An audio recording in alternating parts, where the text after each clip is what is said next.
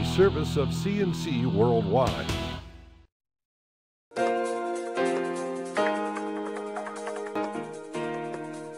The CNC Daily is a service of CNC News and Jib Jab Greetings. I'm Bud Lowell. Your full AccuWeather forecast is always on the top of your CNC local page. The Rochester area still has fewer unemployed people than average for upstate New York, and the jobless rate fell from March to April, but the numbers still show more were out of work this April in Rochester than a year ago. Figures released by the New York State Labor Department say Rochester's unemployment rate last month was 7.7%. A year ago, April, it was 7.3%.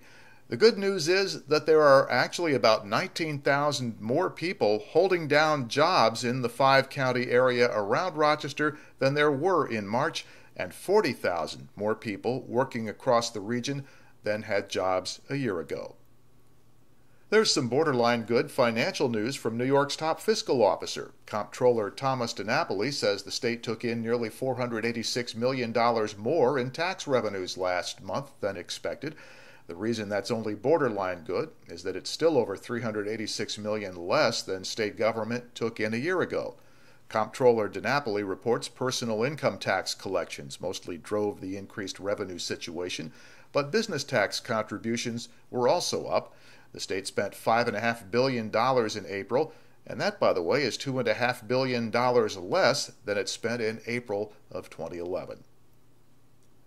The former pastor of a city church has now pleaded guilty on two more charges of engaging in a criminal sex act. Joe Flowers was once head of the Walk of Life Christian Center in Rochester. He's currently serving a 7-year prison term for sexually abusing a boy between 2007 and 2010.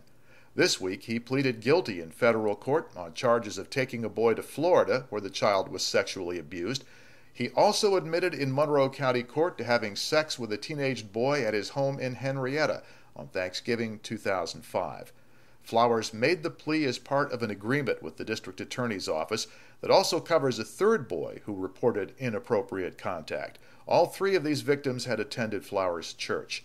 Flowers will be sentenced on the local charge April 7th. He faces 1 1/3 to 4 years in prison, and he has given up the right to appeal.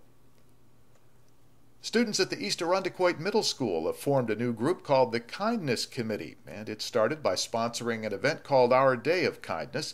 6th grade students brainstormed ideas to promote citizenship and kindness in the East Arundequoit Middle School and to take a stand against bullying. More than 230 students signed a pledge to treat one another well and to speak up when they see somebody being mistreated. They also pledged not to allow themselves to be bullied or put down by others.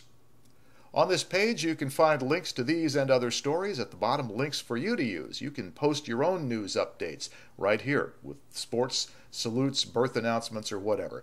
Next news as it happens, updates when necessary. I'm Bud Lowell, CNC News.